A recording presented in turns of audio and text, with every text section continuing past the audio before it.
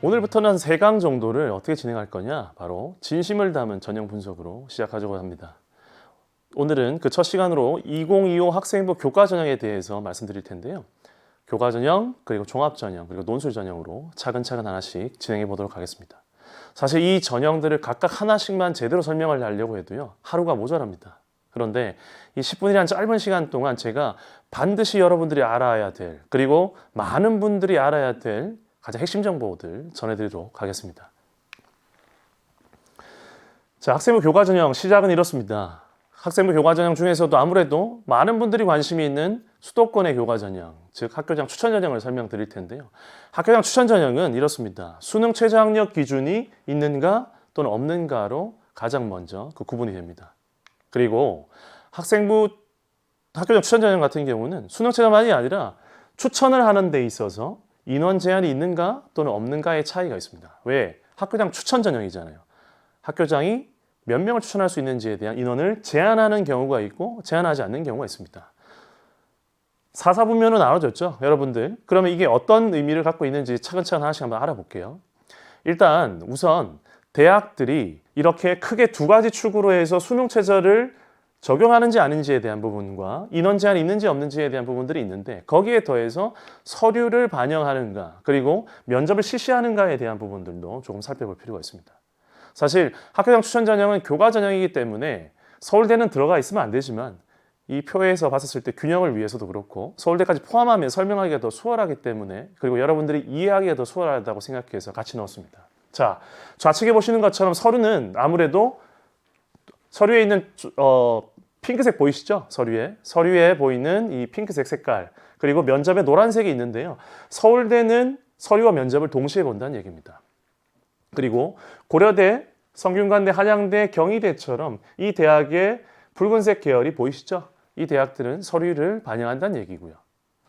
그리고 여기 보시는 것처럼 서울교대라든지 이화여대, 그리고 수원대와 경인교대, 그리고 가천대 등은 면접을 실시합니다. 그러면 이걸로 한 표를 통해서 대략적인 축이 이제 보이실 거예요. 아, 서울 수도권에서 실시하는 학교장 교과 전형은 학교장 추천 전형의 경우에는 수능 최저가 있느냐 없느냐에 대한 부분과 인원 제한이 있느냐 없느냐에 대한 부분, 그리고 서류와 면접을 반영하느냐 실시하느냐 아니냐에 대한 부분으로 이 대학들이 나눠질 수 있다는 거 확인하실 수 있고요. 실제로 그럼 2025학년도에 있어서 중요한 포인트가 뭐냐? 지금 빨간색 바탕으로 바뀐 부분들이 보이시죠? 이 대학들이 바로 지금 현재 2024 대입에 비해서 2025 대입에서 변화가 있는 대학들입니다. 가장 대표적인 대학들이 바로 위쪽에 있는 연세대, 성균관대, 한양대 등의 대학인데요. 그 변화된 내용의 핵심적인 내용들을 제가 이 아래 표로 정리해서 뒀습니다. 연세대는 어떠냐? 작년까지 재시문 면접이라는 아주 까다롭고 피곤한 그런 전형이 있었습니다. 근데 이 연세대가 면접을 폐지하고 수능 최저학력 기준을 신설했습니다. 수능 최저가 뭐죠?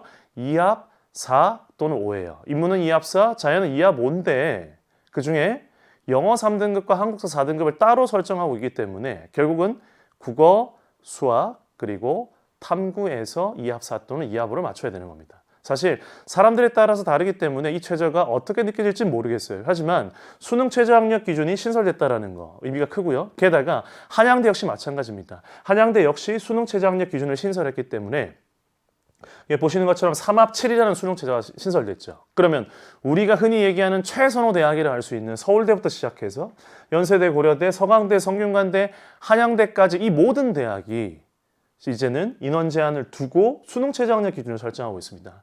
조금 슬프게 들릴지 모르겠지만 실제로 그래서 수능 최저학력 기준을 충족할 수가 없으면 이 대학 가기가 굉장히 어려웠습니다. 연세대나 한양대 같은 경우는 실제로 작년에 여기 있지 않았죠. 연세대는 이 아래에 있었습니다. 그리고 한양대 역시 마찬가지죠. 그 대학들이 위로 올라옴으로 해서 서울대부터 한양대까지의 이 성적이 아마도 일렬로 쓰게 될 가능성이 굉장히 높습니다. 그래서 올해는 작년에 비하면 연세대, 한양대에 지원을 할 때 있어서 이 부분을 좀 염두에 두셔야 될 것 같고요. 확실히 얘기할 수 있는 부분은 뭐냐? 바로 한양대입니다. 한양대는 당연히 입시 결과가 굉장히 많이 떨어질 겁니다. 그래서 과거와 달리 1점대 초반이 아니라 1점 후반, 심지어 2점대까지도 합격자가 나올 가능성이 굉장히 높다라는 거 말씀드립니다. 그리고 성균관대가 정성평가를 확대했습니다. 성균관대가 정성평가를 확대했다는 건 뭐냐?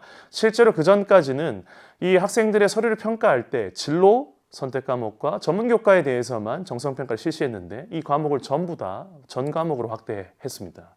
그리고 그 아래 보시는 것처럼 서울대, 동국대, 그리고 고려대와 성균관대, 한양대, 경희대, 건국대를 제가 서류를 반영하는 대학들 모아서 이렇게 표시해뒀는데요. 다음 페이지에서 자세히 설명드리도록 하겠습니다. 그리고 이화여대가 추천 인원의 최대치를 10명에서 20명으로 확대했고요. 경희대는 최근에 수능 완화 추세에 있는 대학들과 달리 경희대는 탐구를 한 과목이 아니라 2과목으로 강화했습니다. 이 부분은 조금 의미가 있어 보이고요. 반대로 숭실대를 비롯해서 서울교대와 경인교대는 수능 최저학력 기준을 조금 완화하는 차이점이 있습니다. 오른쪽에도 보시면 또 몇 가지 대학을 말씀드릴 수가 있는데 그중에 올해 학교장 추천 전형에 정말로 특이한 전형이 하나 나왔습니다. 바로 가천대에서 실시하는 진로 선택만 반영하는 전형입니다. 이게 무슨 의미냐? 실제로 교과에 있어서 공통 과목뿐만 아니라 일반 선택 그리고 진로 선택 등의 과목들이 있잖아요. 그 중에서 진로 선택만 반영한다는 거예요. 어떤 느낌이 드세요? 진로 선택 A, B, C잖아요. 그러면 내가 교과 성적 자체 전체로 놓고 봤을 때는 2점대가 안 되고 3점대가 안 되고 심지어 4점대라 할지라도 진로 선택 과목만 A를 그래도 충실히 받아온 학생들이 있을 수 있거든요. 게다가 이 강의를 듣는 시점이 3학년 초라면 여러분들 입장에서는 3학년에 실시하는 진로 선택 과목이 한두 과목이 아닐 겁니다. 그 과목만 충실하게 해도 어쩌면 이 전형에 있어서 자신의 장점을 가질 수가 있는 거겠죠. 게다가 재밌는 건 뭐냐? 작년에 24학년도 대입에서는 10월 초에 굉장히 빨리 면접을 실시했는데요. 올해는 25학년도 대입은 수능 이후로 면접을 미루기로 했습니다. 그 얘기는 어떤 의미냐? 학생들이 실제로 수능 성적 이후에 면접을 보러 갈지 안 갈지도 선택할 수 있기 때문에 아마도 많은 학생들이 좀 지원하지 않을까 하는 생각이 들고요. 광운대와 세종대, 수원대에 있어서도 과목 선택의 변화라든지 그리고 수능 최저를 조금 강화한 이런 모습도 보이는데요. 세종대는 좀 반만 강화한 것 같아요. 왜냐하면 2합 7등급을 2합 6등급으로 바꾸는 대신에 어떻게 했느냐. 확통이나 사탐도 수능 최저 충족에 가능하게끔 이렇게 설계를 했습니다. 자, 그리고 여기 보시는 것처럼 몇 대학을 추렸어요. 서울대, 고대, 성균관대, 한양대, 경희대, 동국대와 건국대까지 다 공통점이 뭐죠? 바로 서류를 반영한다는 겁니다. 이 서류를 반영한다는 게 어떤 의미냐? 사람들이 참 많은 얘기들 하고 있는데요. 실제 그래서 서류의 영향력이 어떠냐? 서류가 얼마나 중요하냐에 대한 고민도 굉장히 많이 갖고 계실 것 같습니다. 근데 그 부분을 해결해 드리기 위해서 표를 조금 간단히 정리해 봤습니다. 교과 성적 이외의 요소를 반영하는 대학이 사실은 증가 추세예요. 여기 있는 이 대학뿐만 아니라 실제로 경북대나 부산대, 공주대 같은 대학들도 서류를 조금씩 반영하고 있거든요. 그런데 이 표를 보시면 아시는 것처럼 제가 빨간색으로 표시한 거 보이시죠? 서울대, 고려대, 성균관대, 한양대, 경희대까지 이 대학들은 수능 최저학력 기준을 설정하고 있는 대학이고 아래에 있는 건국대와 동국대는 수능 최저를 걸고 있지 않습니다. 그리고 무엇보다 중요한 건 뭐냐? 여기는 이 세부 내용들이죠. 실제로 이 대학들이 서류를 얼마나 반영하고 어느 정도 비중을 차지하느냐. 실제로 서울대와 고려대 같은 경우 그리고 동국대 같은 경우는 학생부에서도 거의 대부분을 반영합니다. 그래서 제가 전체라는 표현을 썼고요. 서울대는 종합 전형이기 때문에 당연히 전체를 반영합니다. 그리고 고려대와 동국대 같은 경우도 학생부에 굉장히 많은 부분을 반영하죠. 그렇게 반영을 하는데 그중에서도 고려대 같은 경우는 교과이수 충실도, 즉 교육과정에 맞게끔 어떤 과목을 들었냐가 굉장히 큰 의미를 가지게 되겠고요. 그리고 동국대는 작년까지는 사실상 학생부 전체를 반영했지만 올해부터는 창의적 체험활동을 제외하게 됩니다. 그래서 출결부터 시작해서 그다음에 학생부 종합의견까지의 내용을 다 반영한다라고 보시면 되겠습니다. 그래서 제가 거의 전체를 반영한다라고 표현을 했고요.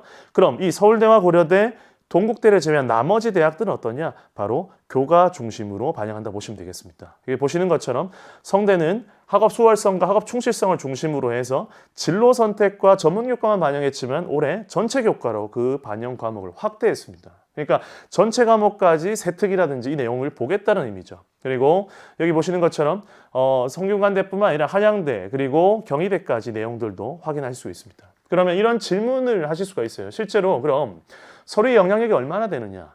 면접의 영향력은 어느 정도일까? 저는 이렇게 답변 드리고 싶습니다. 그 영향력은요. 다 70% 컷 정도면 충분하다고 생각됩니다.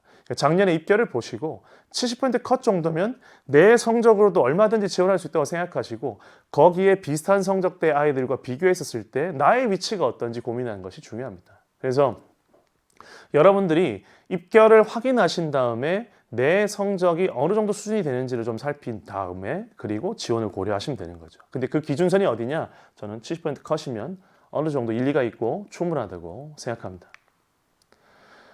자, 진심을 담은 전형 분석 1탄이었습니다. 학생부 교과 전형을 살펴봤는데요. 여러분들 지금까지 본 대학들, 수도권의 대학들이잖아요. 어느 대학 지원하고 싶으세요? 뭘 준비해야 될까요? 지금 바로 준비하러 가셔야겠죠.